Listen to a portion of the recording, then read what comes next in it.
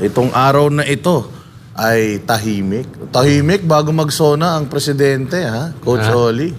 May niluluto. May niluluto o nagre-review na sila ng kanilang mga sasabihin o baka naman kasi syempre Coach Oli 20 million yung gagastusin nila dyan sa zona na yan na isang oras lang ang duration. So titingnan natin kung ano ang mga babanggitin nila dyan. Banat Bay, excited ka na ba sa zona? Ano ba ang iyong ine-expect sa third zona ng ating mahal na Pangulo? Ako ito lang seryoso to. Ang isa sa mga ina-expect ko talaga, sana naman i-announce niya na i-total ban ang Pogo. Diba? Anyway, kita naman natin na hindi maganda ang ginagawa nangyayari dito sa Pogo. Sana, hindi ko maintindihan kasi bakit hanggang ngayon, sa dami-dami nang nadidiscover dito sa Pogo, bakit hindi pa i-ban itong Pogo na ito? Ano bang ginagawa natin dito sa Pogo ito? Ginagatasan pa natin? At ganyan ang ating Yun ang ine-expect ko. Pangalawang ine-expect ko talaga dyan, sana yung invitasyon kay VP Sara Duterte, ibigay na lang niya sa akin. Para ako na lang pupunta kasi mahal yung mga mga pagkain doon, baka mga istik-istik ang pagkain doon, alam mo na, mga sigurado mga ka ba baka pagpunta mo ron ikulong ka doon. Ang daming galit sa iyo doon. Pero gusto ko matikman yung 20 million na pagkain na sinasabi nila, di ba? Sana tayo doon. Malay mo naman. Hindi natin hindi natin malalaman. Di ba, Coach Oli? Ikaw, anong ine-expect mo, Coach Oli? Ine-expect ko na imbitahan ang SMNI doon sa loob ng zona. Kasi meron po tayong nadidinig na walang imbitasyon o hindi pinayagan ng SMNI at binigay doon sa isang radio station na pag-aari ng isang politiko ang espasyo. Natatanong lang po ako kung totoo yan, ha? Meron naman daw. Binibigyan naman daw sila. Pwede naman daw sila mag-cover pero meron lang lokasyon na binigay sa kanila na walang kakwenta-kwenta. So, ganun din lang. Magano na lang tayo. Tayo na lang ang gagawa ng sarili nating zona. Ayun.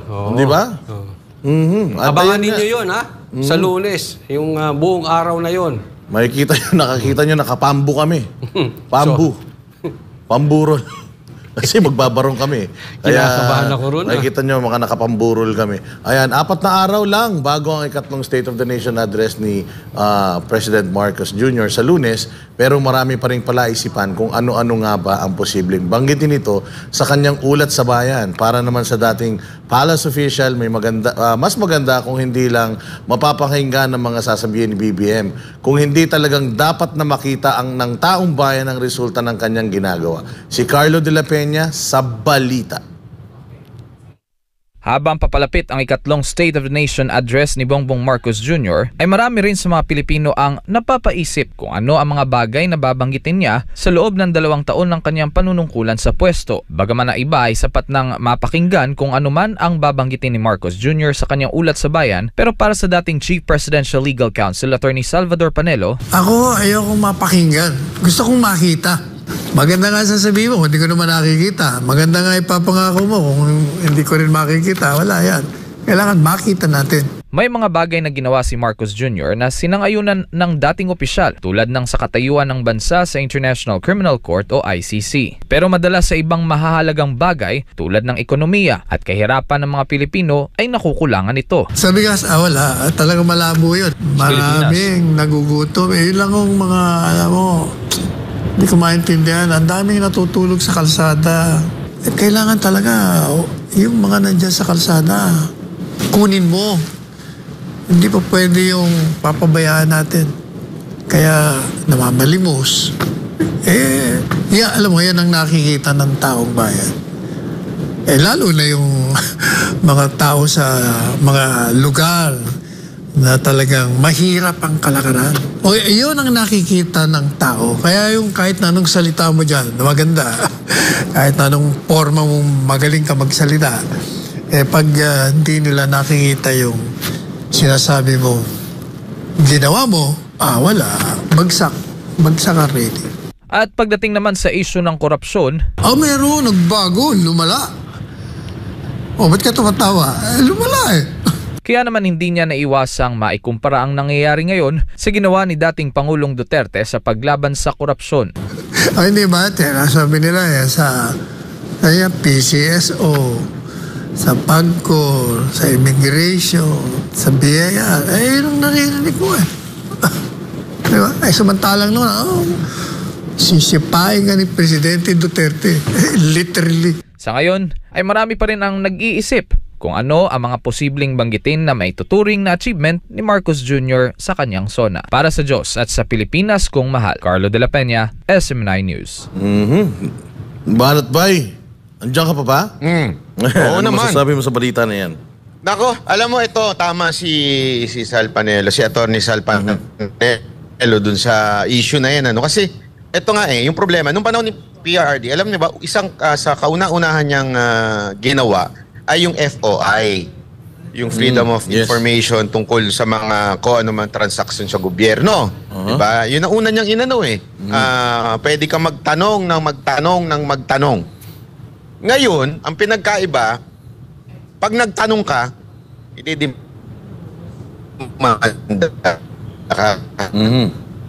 Ganon dito si Pangulong Duterte na magtanong.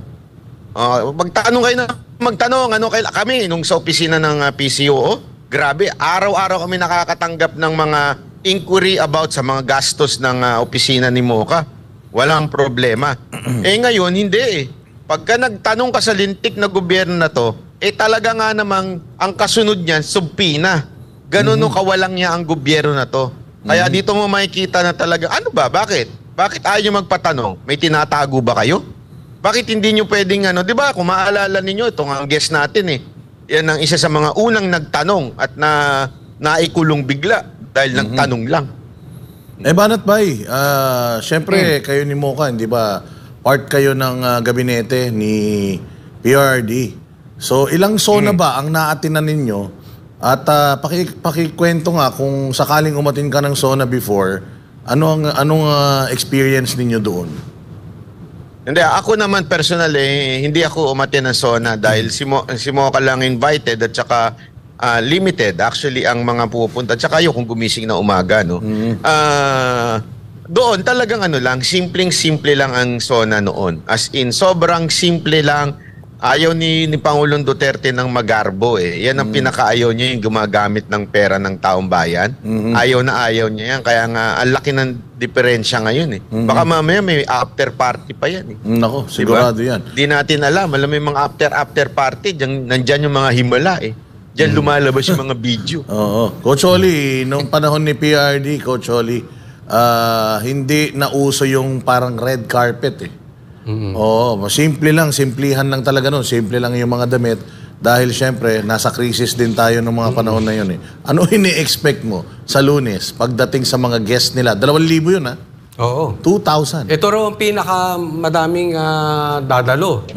Pero sa aking pagkakaunawa po kasi, SONA, di ba? State of the Nation Address. Yung kalagayan ng bansang Pilipinas. Sana lumabas yung katotohanan, hindi bulahan. Kasi kung magbobulahan lang din tayo dyan, parang bumibili lang tayo ng pagkain para sa palakpak. Kasi baka mamaya ang kalalabasan dyan puro lang palakpak boys. Di ba? So, i-address natin. Ano ba talaga problema? Ano ba talaga ang nagawa? Yung di baling hindi magandang pakinggan, basta totoo. Ang tanong dyan, ito ba ay magiging SONA o sana? Oo, kasi alam naman natin, noong pangalawang SONA, napakaraming mga ipinangako na naman sa atin. Sana. Pero Banat Bay, noong second SONA, ano ba yung tumatak sa'yo na pangako na natupad at ano yung mga hindi natupad? Akin yung ang kasi meron nagsabi sa akin na imposible yan. Sabi niya yung 1 milyon kada taon. Napabahay. Napabahay. Marami ako napagtanungan niya na may alam mo sa pabahay. Maganda, maraming nagawang pabahay. Sabi napaka-imposible niyang mga ganyang klaseng bitaw. Yun na nga alam nyo, kaya naiinis ang tao, hindi dahil sa hindi sa matupad. Sana lang kasi pag nagbigaw, yung realistic naman, hindi yung parang alam mo yung pangit man yung salita pero ginagago ika nga eh. Parang bang sinasabi nila ito tapos imposible naman niya para lang maganda yung pakinggan. 'Di ba? 1 milyon kada taon na babahay na alam mo namang imposible, sasabihin mo pa. Yung katotohanan lang. Ikaw, Coach Oli, meron ka ba natatandaan? Meron ako natandaan nun kasi pero maganda yun eh.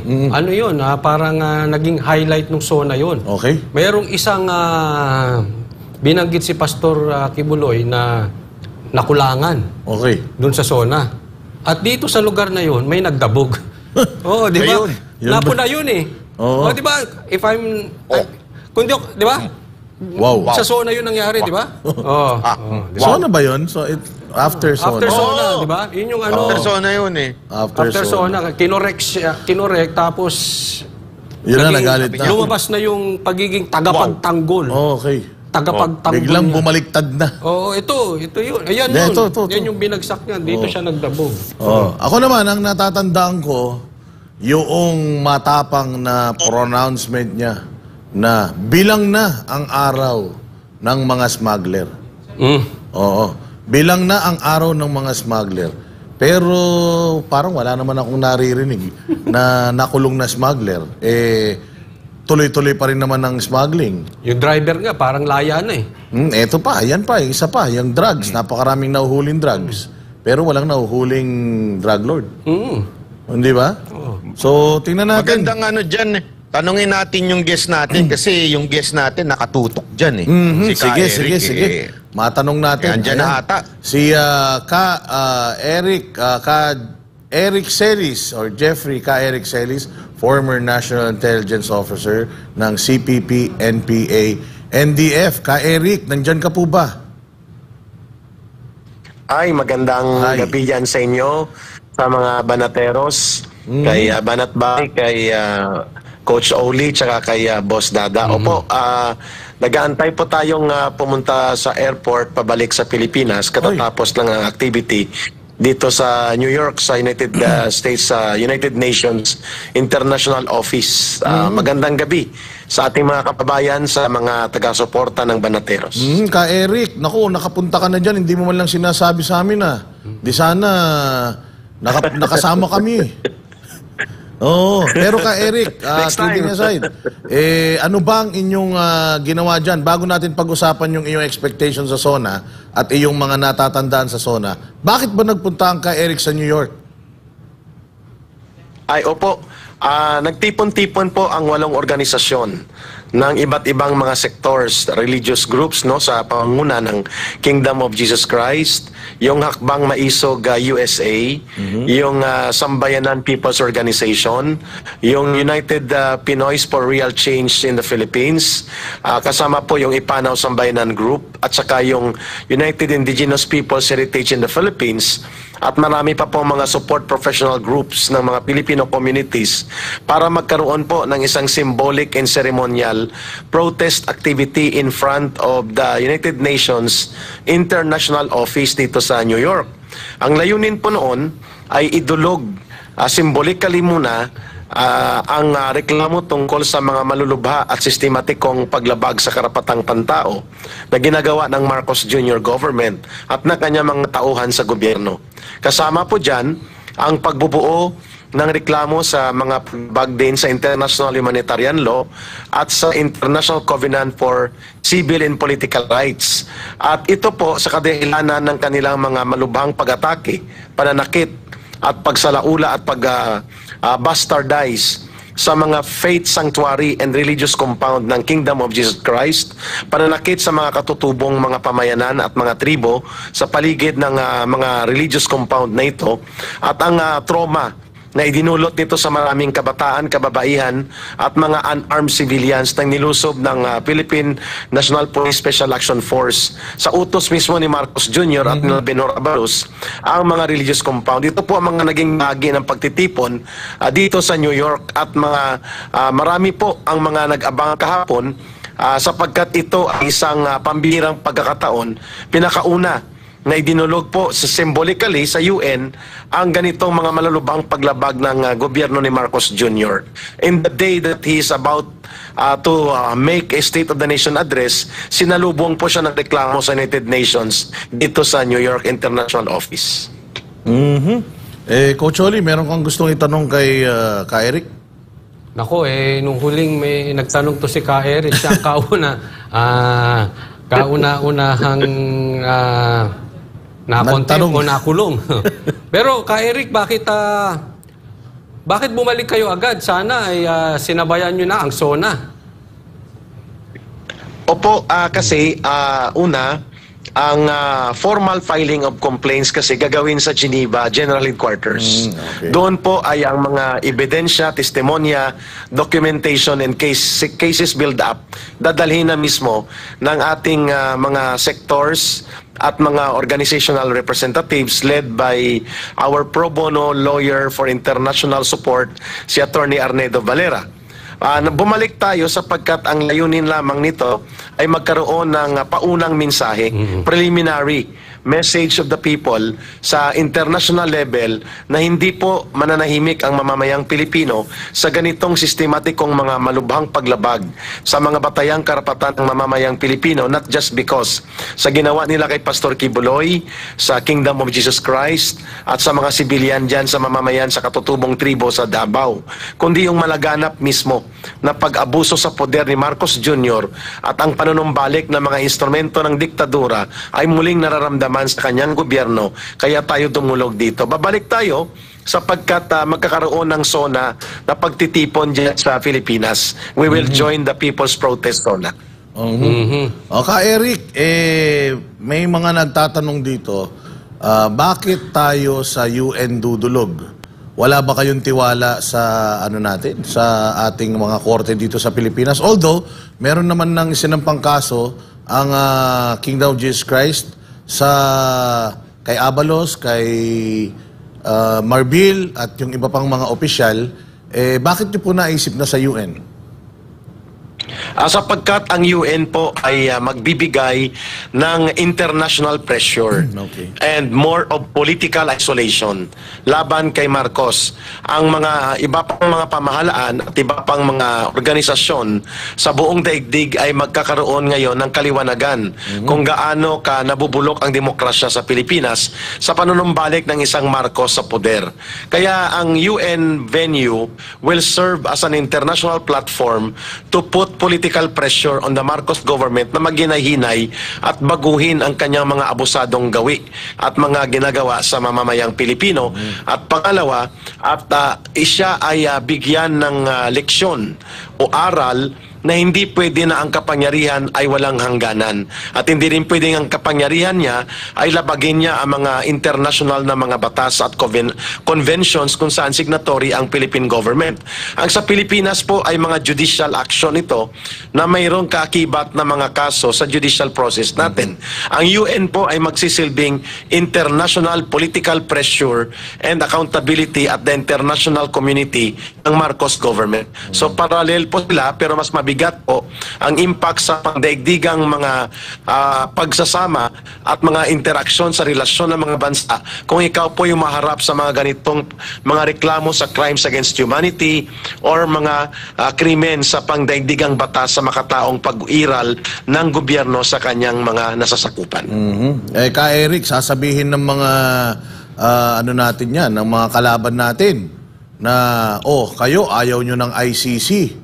Tapos kayo, dumudulog din kayo sa international. Yan ang nila. Yan magandang tanong yan. Magandang observation yan, Brother Boss Dada. Magkaiba po ang kaso ni Pangulong Duterte. Ang kay Pangulong Duterte po, ang kanyang ipinatupad ay batas laban sa mga kriminal, sindikato at mga drogista na sumisira sa lipunan at kabataan at mamamayan. Si Marcos po, ang kanyang ginawa ay iniikutan ng batas, ginagamit ang batas para habulin ang mga kanyang political enemies, ang kanyang mga kritiko, at kanyang nilalabag ang karapatan ng sibilyan na mamamayan na hindi naman mga kriminal. Lalo na po ang mga religious freedom freedom ng mga Kingdom of Jesus Christ, ang kanyang paglabag sa SMNI na franchise, sa kalayaan sa pamamahayag. Ito po ay magkaiba sa mga nangyari sa kay Pangulong Duterte. Hindi po tugma, kaya dapat lang nawala ang ICC sapagkat bogus yung ICC. Hindi naman po naging sagabal sa lipunan at sa mamamayan ang pagpapatupad sa batas ni Pangulong Duterte sapagkat ang pinirwisyo niya at ang kanyang hinambalos at hinagupit ng batas ay mga kriminal at tagapagwasak ng lipunan. Mga terorista at mga kriminal ang tinamaan. Kay Bongbong Marcos Jr., mga kabataan, katutubo, sibilyan at mga reliyosong mga tao at organisasyon ang kanyang sinasalanta dahil lamang sa kanyang pagkagahaman sa poder at pagiging power tripper ng kanyang mga tauhan. Banat Bay, baka meron kang gustong itanong kay Eric? Napakagandang mga sagot. Hindi ko masyado naririnig yung boses ni Ka Eric eh. Pero ang actually talagang na ano ko dyan eh, kung na-hold ba siya sa immigration ng Amerika, alam mo naman, di ba? Si Ka Eric lumalaban din yan sa mga issue sa geopolitics. Eh. Hindi ka naman na-hold, Ka Eric, sa Amerika. Hindi ka na-hold sa immigration, Ka Eric?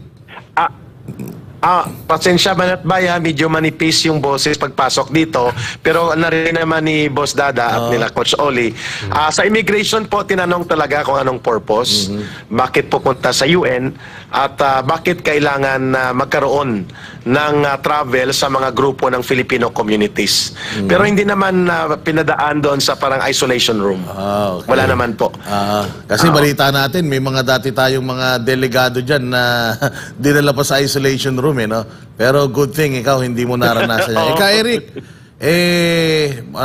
medyo marami pa kaming itatanong sa'yo. Okay lang? May time ka pa, sir? Okay pa naman po at talagang pinadelay ko muna yung pagpunta sa airport para mahabol pong interview sa Banateros.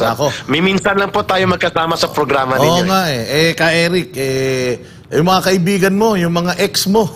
Oy. Oo, di ba nahatulan sila, gusto lang namin marinig kung ano ang iyong na opinion tungkol doon. Nararapat lang po mangyari yon. In fact, the case built up and the actual cases were filed during the time of former President Rodrigo Duterte. Yun ang tama. Ang mga pananagutan sa lipunan at mga pagwasak sa karapatan at kabutihan ng ating mga mamamayan kagaya ng mga dati kong kasama sa CPP, NPA, NDF kagaya ni Franz Castro at nila sa Toro Campo at mga kagaya nila na nasa urban operations ay dapat managot sa batas. Tama lang po yun. Pangalawa, challenge po ito kay Speaker Martin Romualdez at sa pamunuan ng House of Representatives. Kung si Congressman Arnie Teves na hindi pa convicted, kinakasuhan pa lang, wala pang trial, kagaya ni Pastor Kibuloy, ay sinipa na nila sa Kongreso, expelled by the Committee on Ethics, unanimous pa halos or isa-dalawa lang yatang hindi bumoto. Ngayon, ito convicted criminal, si Franz Castro. Ito isa sa mga umaatake sa gobyerno at nagkukunwaring bahagi ng gobyerno pero anay na sumisira sa gobyerno. Sa Toro Campo, ang dami na rin inutang na dugo yan sa mamamayan. Mas nauna pa yan sa akin nung ako po'y bata pa, sa Toro Campo na yan. Ang dami nilang inutang na buhay na mga sundalo at pulis. Ito si Franz Castro, recruiter talaga ito ng mga kabataan. Kung kaya niya ayaw si Sara Duterte sa pagiging DepEd Secretary kasi balakid si Inday Sara sa kanila. So dapat ito sila ay makulong na kaagad. Kasama ito si Raul Manuel. At doon sila dapat nababagay sa kulungan. Sapagkat hindi sila nababagay sa loob ng gobyerno na kung saan kinukuha nila ang pondo ng gobyerno pero winawasak nila ang gobyerno para punduhan ang terorismo ng CPP, NPA, NDF. At hindi nila inaamin. Pangalawa, ginagamit sila ngayon ng politika ni Marcos Jr. at ng mga kaalyado niya, kagaya ni Martin Romualdez, upang wasakin ang mga tao na nagtatanggol ng demokrasya at nagsusulong ng kapayapaan at kabutihan ng mamamayan. Ito ang numero 1 nagtataguyod na sirain, atakihin at tudong-tudong magpropaganda laban kay former President Duterte, laban kay Pastor Kibuloy, laban sa SMNI, at laban kay Vice President Duterte, kay Sara Duterte. Nararapat lang itong hukuman natin ay habulin sila at hambalusin ng batas. They deserve this. Kulang pa nga ito sa mga nagawa nilang pagwasak sa ating bayan for the last 50 years. Ka Eric, alam ko kayo po yung unang nasampulan, no? Na na-contempt po kayo at alam kong dati na kayo nakikipaglaban pero ngayon galing lang po kayo sa Hong Kong tapos nasa Davao tapos nasa New York. Hindi po ba kayo ang isang Ka Eric na tatakot?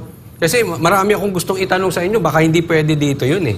No? Pero ayan, yung pakikipaglaban nyo, hindi ba kayo nakakaramdam ng kahit na anong takot o pananakot? O... Si Ka Eric pa ba?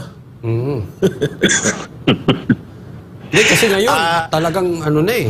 Iba na, no? Oo, iba na. Kasi kaliwat kanan na ang kalaban niya. Dati... Handa ba ang Ka Eric? Yun ang tanong. Tama po yung inyong observation. Hindi po tao ang hindi nakakaramdam ng takot. Bilang tao po tayo, parehas inyo, na nagsasalita ng katotohanan, naninindigan para sa mabuting pamamahala at lumalaban sa mga garapal at abusado sa poder at pundo ng bayan, nagkakaroon tayo ng mga kalaban, enemies that we do not want to create but created by our own conviction. Binunga ng ating paninindigan. Nakakatakot po ito sapagkat kapareho po ng kanyang tatay, gumagamit ito ng mga instrumento ng Estado para labagin ang mga karapatan ng mamamayan. Wala silang sinisino at ang kanilang inahabol yung mga tumutulong sa gobyerno at naninindigan para sa mabuting pamamahala kagaya natin. So nakakatakot yon sapagkat may mga pamilya tayo, mayroon tayong mga anak, asawa, at mga may namahal sa buhay na pwedeng masalanta ng ganitong pagkabaliw sa kapangyarihan ngayon na nakikita natin sa mga poder na ginagamit ni Marcos Jr.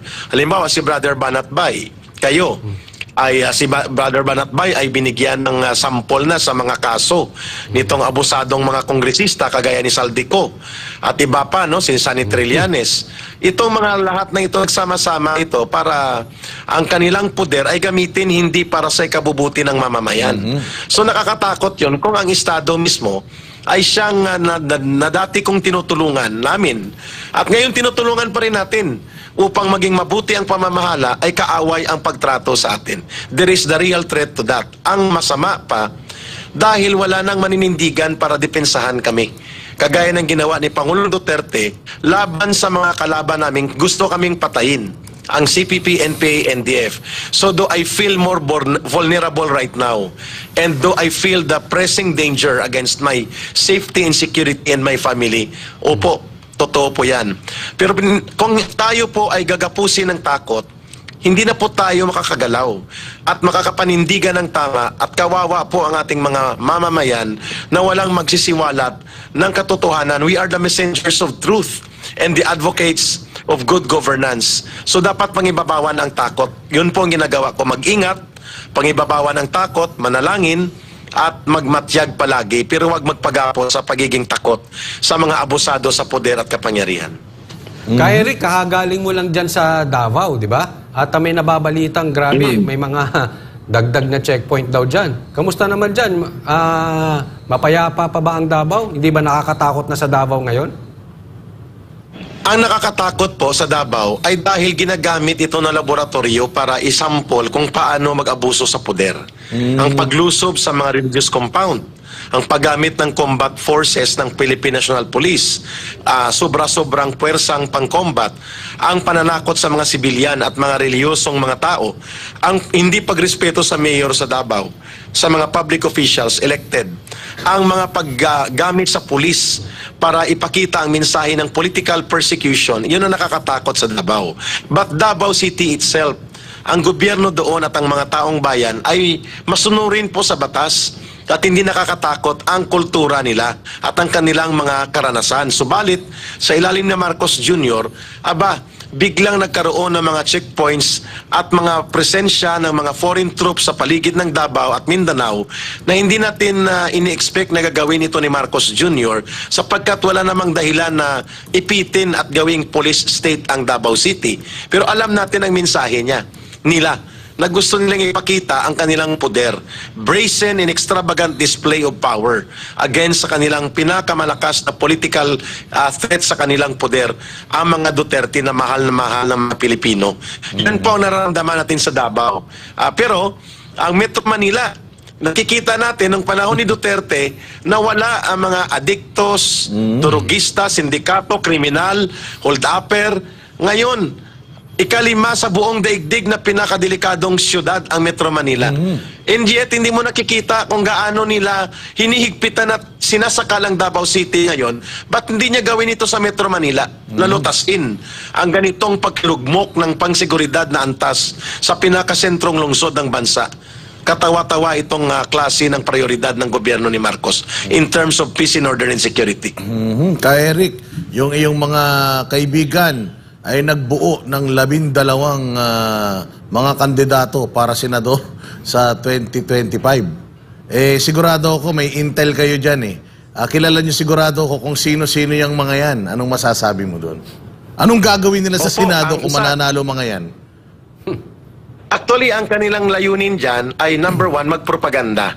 Gagamitin sila ng isang paksyon ni Marcos, lalo na sa grupo nila Martin Romualdez, upang maging attack dogs against the political opposition na mabubuo sa hanay ng mga Duterte political groups. Yun ang purpose kung bakit nandyan sila. Kagaya ni Trillanes at ni Ontiveros, pareho ang kanilang balahibo, pareho ang kanilang tinutugis. Yung mga mabubuting mga leader ng bansa ay wawasakin nila.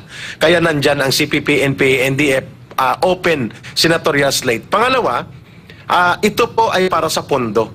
Alam nila na isusuka sila at sisipain sila ng mamamayan sa eleksyon. Tiyak na mangyayari yun.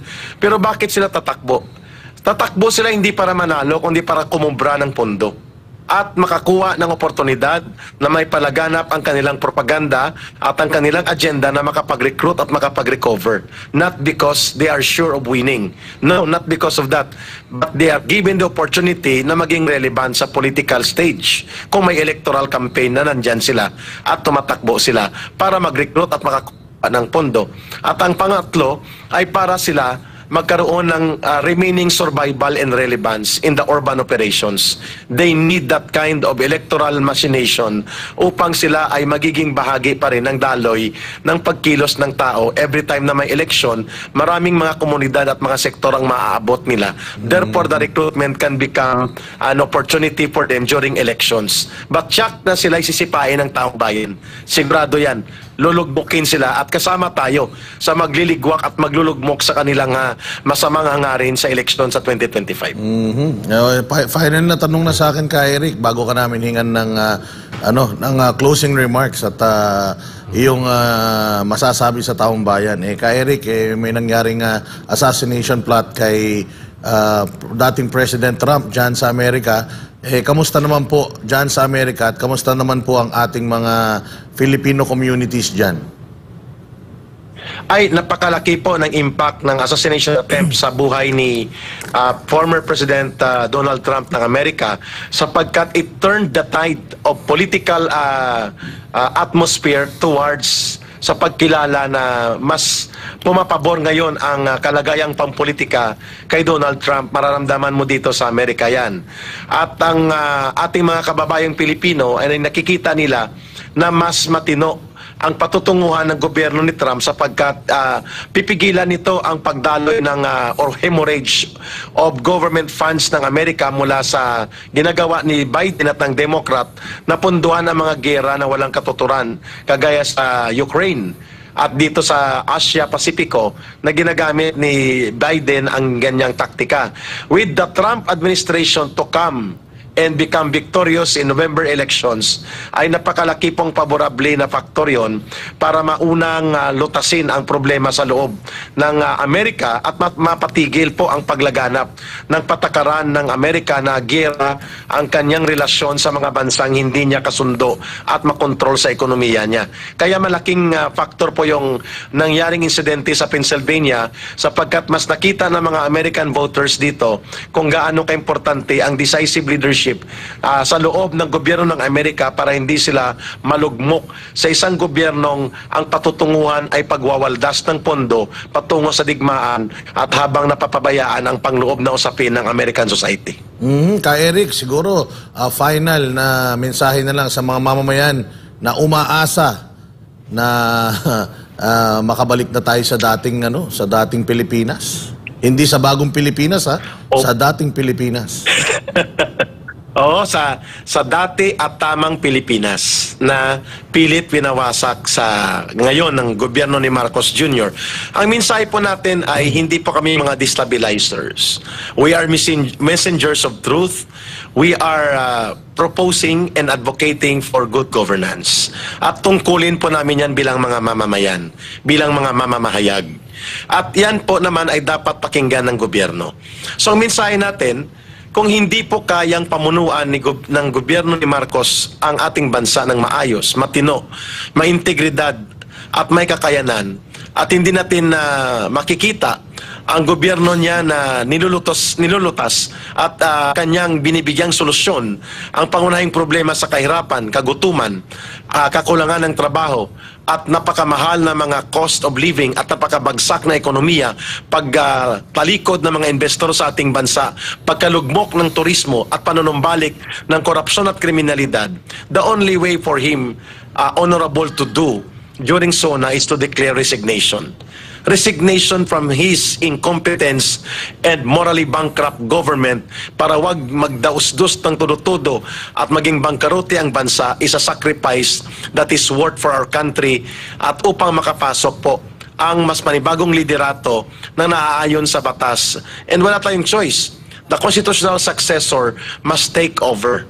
Resignation by the President kung siya hindi na kayang mamuno ay isang constitutional option, hindi po yun illegal at hindi rin tama na yan, hindi rin pala mali na yan ay panawagan ng mamamayan. That is the redeeming situation na inaantay natin.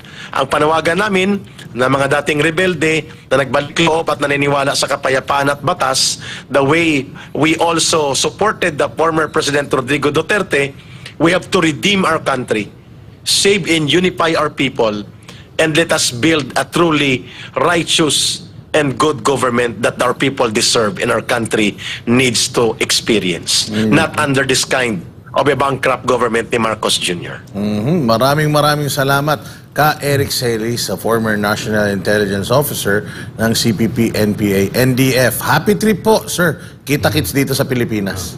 Kita-kits sa Monday. Mabuhay po ang Banateros. Ay, salamat. Mabuhay ka, Eric. Maraming salamat. Napakaganda. Thank you po. Napakaganda ng mga tanungan talaga naman, no? Ibang klase talaga ang kay Eric. Di talagang mararamdaman mo yung pagmamahal sa bayan. Banat Bay, comment. Ayun na nga, napakaganda ng sinabi niya kahit medyo hindi ko masyado narinig. Pero maganda yung sinasabi niya na hindi naman tayo nandito to destabilize the government. Messenger pero of truth. We are here, messenger lang tayo dito. At yun na nga ang masama eh. Tayo na nga lang mga taga-SMNI at saka yung mga vloggers na nga lang hanggang nagsasalita, binubusalan pa nila. Pag nagsalita at nagtanong, kinakasuhan pa ho nila. Kaya alam mo, dahil sa ginagawa nilang yan, lalong nag-iinit ang ulo ng mga Pilipino. Dahil mali po yung ganong klaseng gawain na pinipigilan magsalita. Kita ninyo, lalong umiinit ang ating mga kababayan sa ibang bansa, mga OFW, mga migrant workers, at saka kahit po yung mga residente na mga Pilipino sa ibang bansa, ay talagang ramdam nila yung mga hindi magagandang nangyayari sa Pilipinas. No? Binaboy nila yung Davao na napakaganda. Ganun ang ginawa nila. Yun nang ang maayos, sinisira nila. Ano to? DPWH? Di ba? Kasi di ba ganun, meron tayong ugaling sa DPWH na hindi pa sira, sinisira na para may pera. Parang ganun ang ginawa sa Davao eh. Oo, inaayos daw. Wala naman dapat ayusin dahil maayos ang Davao. Tapos bigla nilang gaganituhin, parang pinapakita lang nila yung puwersa nila. Nakalimutan ata nila ang nakasulat sa ating konstitusyon na ang kapangyarihan ay nanggagaling sa taong bayan. Ngayon, pag ganyan ang gagawin nila, baka huling sona na ito. Nako, mabigat yun. Hindi, sa taon na to. Sa taon na to. Okay. Nakalimutan ko tanungin si Ka Eric kung next year na uli. Nakalimutan ko siyang tanungin kung meron ba siyang bagong kaso eh. Baka may matanggap ka na naman dito, Banat Bay, ha? Baka may papel na naman na punta dyan, ha? Last na sona, ikaw talaga. Next year. Kaya nga, alam mo, na-trauma ako dati. Enjoy ako pupunta sa SM9 kasi sarap ng pagkain. Ngayon, hindi. Sumasalubong, sir, may sulat ka dito. Pilap letter na naman ako. Buti sana kung galing sa girlfriend mo, no? Banat Bay. Hindi. Oo nga eh. Akala ko resolution na yung matanggap eh. Yung pala, dagdag no? Sabi dito, Banat Bay, nung isang nag-comment sa YouTube, dati daw, nung panahon ni PRD, excited sila sa SONA. Ngayon daw, parang ayaw na nilang marinig yung SONA. Kasi wala naman daw silang nararamdaman. Wala. 20 million pa ang katapat niya, pagkain lang. Matapos ang paglusob ng mga kapulisan sa religious compound ng The Kingdom of Jesus Christ noong June 10, 2024, wala pa ring hinto ang panggigipit at pananakot ng mga otoridad sa mga taga-KOJC.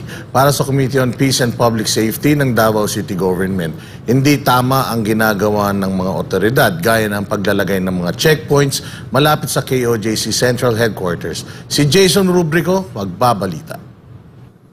Patuloy na ginagambala ng mga otoridad ang taga-Kingdom of Jesus Christ, partikular na dito sa Central Headquarters. Gaya na lamang ng pagsasagawa ng mga checkpoints, panay na pagdaan ng mga patrol cars at pagpapalis ng masasakyan ng mga KOJC missionary na maayos namang nakaparada sa labas ng religious compound. Patuloy pa rin ang pananakot at pagbabanta ng mga otoridad sa mga misyonaryo ng The Kingdom of Jesus Christ, partikular na sa central headquarters nito sa Davao City. Yan ay matapos ang karumal-dumal na pag-atake na pinagsanib na puwersa ng Criminal Investigation and Detection Group at Special Action Force ng Philippine National Police sa mga religious compounds ng KOJC noong June 10, 2024. Isa na nga riyan ang biglaang pagkakaroon ng mga checkpoints ng mga pulis na heavily armed sa labas ng Davao International Airport, sa Lyceum of the Philippines University at sa Landmark, mga lugar na malapit sa central headquarters ng KOJC. Nitong linggo, may presensya na rin ng mga highway patrol group sa mga nasabing lugar. Nung una, pag may mga checkpoint, you will feel safe and secured. Kasi normal naman talaga ginagawa nila yan. Pero sa pagkakataon ito, sinisingle out po tayo, bakit sila nagkakaroon ng checkpoint. Yung mga checkpoint, grabe, kahit kanto-kanto lang yan ng property po natin. Wala po silang ibang sini-checkpoint kundi tayo. Sini-check tayo, hindi yung security ng particular na lugar.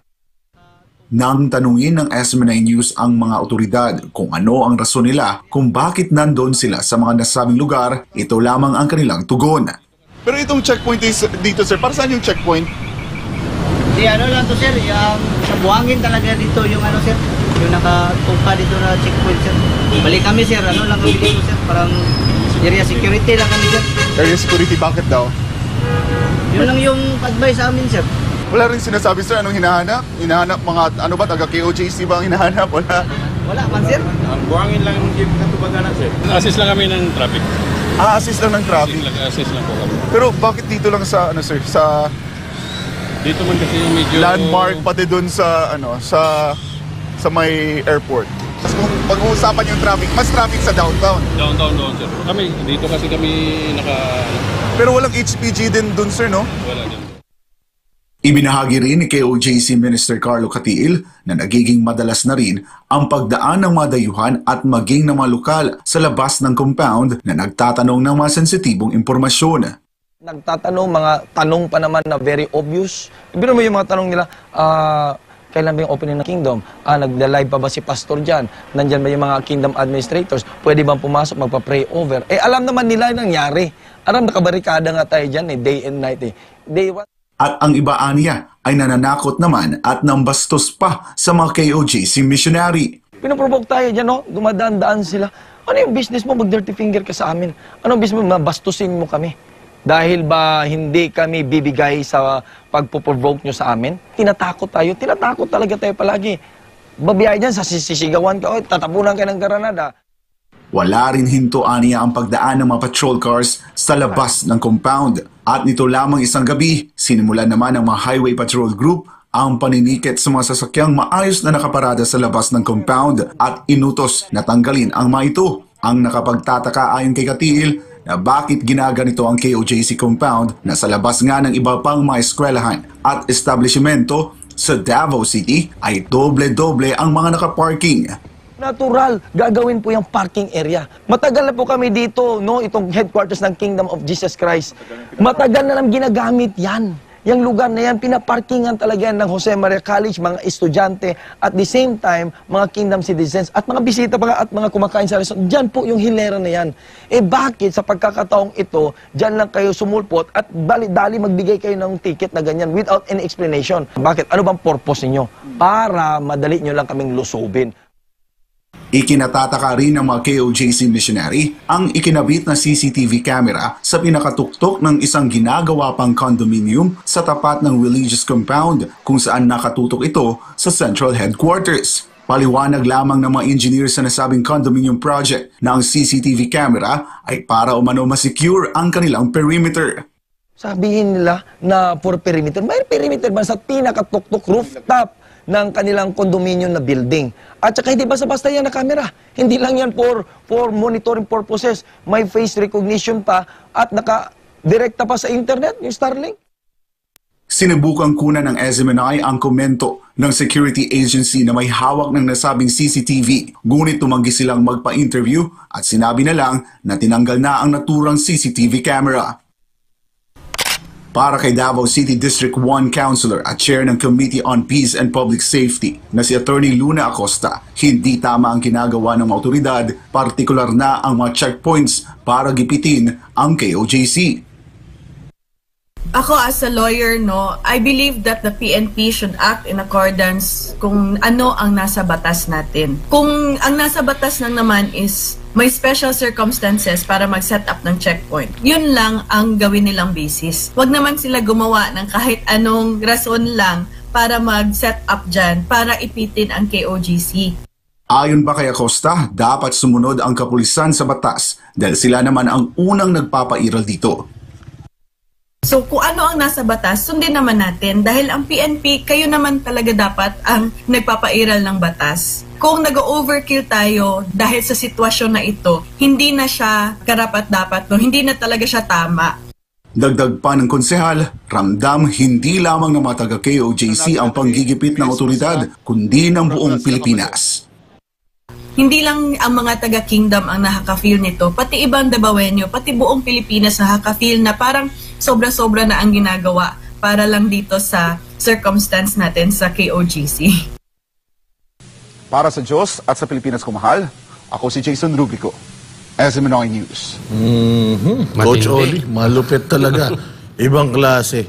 Considering na, again, paulit-ulit nating sinasabi na ang Davao ang pangalawa sa pinaka-safest na city dito sa Southeast Asia. At ang pinakamagulong syudad sa buong mundo, panglima, ang Maynila. Pero nakikita natin na ang checkpoints nasa safest city, tapos yung pinakamagulong city, parang wala. Grabe, no? Alam mo, sa totoo lang, Boss Dada, wala na akong masabi dito sa mga ito. Natatanong ko na lang, ano bang vitamins ang tinitake nyo? Medyo praning na kayo dito sa Davao. Parang isolated eh. Hindi ko alam kung may martial law na dyan sa Davao o dyan sa KOJC. Anong plano nyo sa Davao? Bakit ibang lugar hindi naman ginaganyan? Puro na lang dyan sa Davao. Masyado kayong I mean, ito sobrang halata na ito. I mean, nagtatanga-tangahan ka na lang kung hindi mo to napapansin. Ewan ko. Ako siguro, mananawagan ako sa mga taga Davao.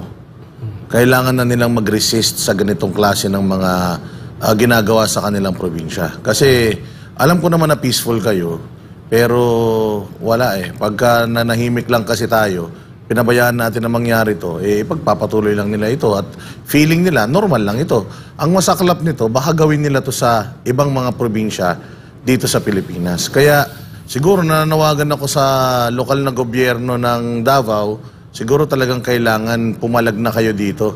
Oo. Bagamat alam ko naman ng mga tao ng Davao ay mga peaceful at law-abiding, kaya hindi naman kayo talaga apektado ng mga checkpoints na yan. Pero siguro, mali.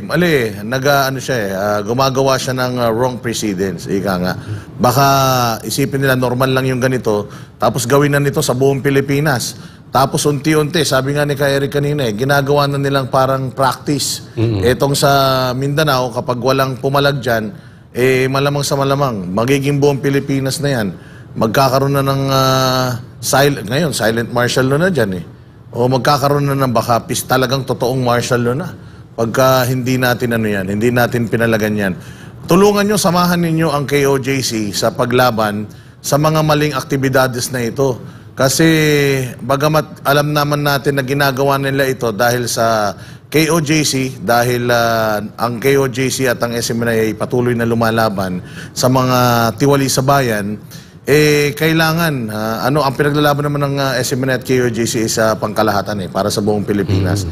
So wag na nating antayin na yung pang-aabuso nandoon na mismo sa mga doorsteps natin.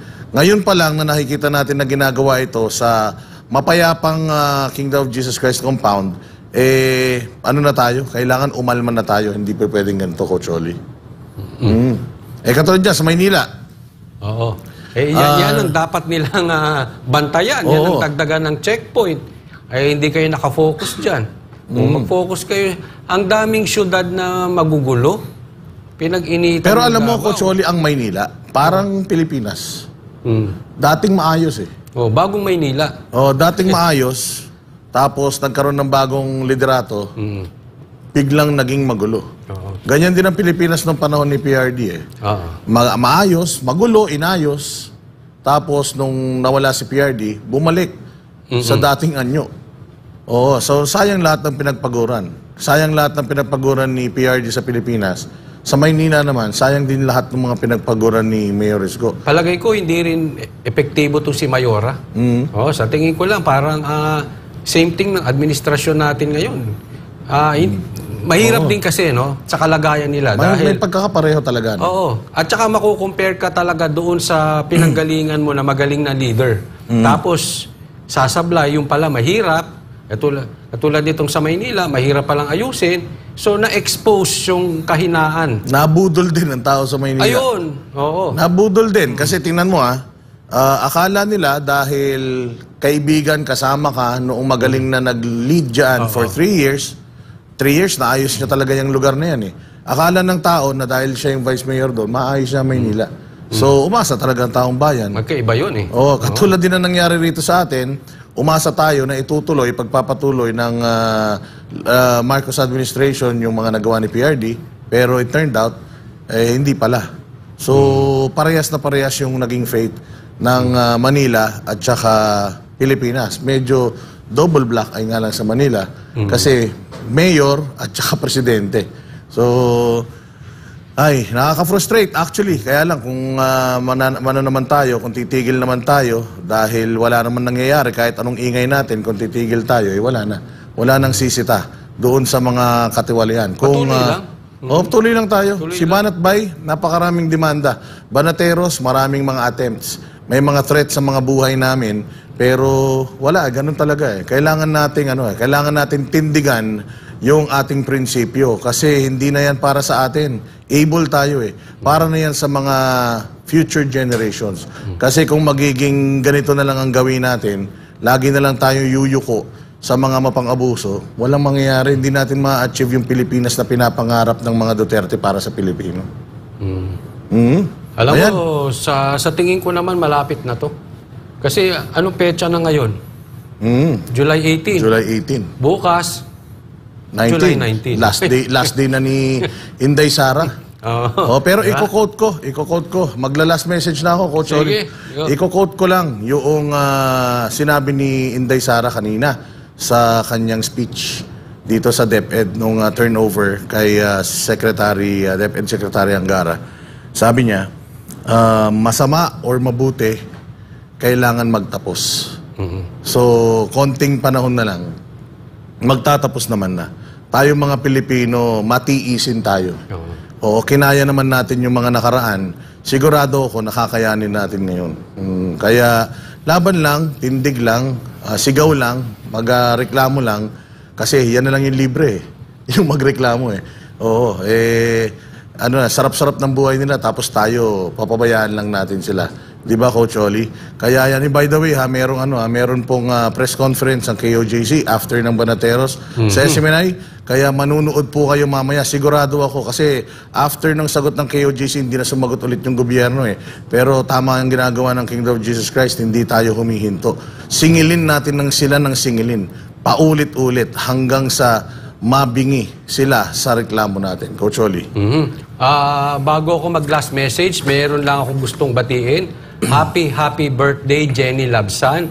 Singer po namin yan dati nung ako'y nag-handle pa ng banda. Happy birthday, pasensya na po at ako'y hindi nakapunta dahil araw-araw na po tayo dito sa SMNI. Pero wag mong kakalimutan, ikaw ay mahal ng Diyos. Kalma-kalma lang, lahat ng pagpapala po ay galing sa Diyos. At sa mga kababayan ko naman, wag po kayong maiinip dahil medyo nakikita na natin ang liwanag. Malapit na po at nagsasalita na po. Lagi kong binabanggit sa aking channel, titingnan lang natin si VP Sara. At pag tiningnan po natin si VP Sara, ay salita na po ng salita at marami ng statement at statement sa kanyang mga galawan din. Kaya po, eto na po yung inaantay natin. So, wag po yung, sabi nga wag nating pipilitin, wag nating bibiglain, baka magdugo. Pero eto na po yun. So, kalma-kalma lang din. Antayin po natin ang pangunguna ng mga Duterte. Kita-kita po tayo uli, mga Banateros, dito lang sa SMNI. Pag tama, palakpakan. Pag mali, banatan. Ako po si Coach Oli. Ako naman po si Boss Dada para sa Diyos at Pilipinas nating mahal.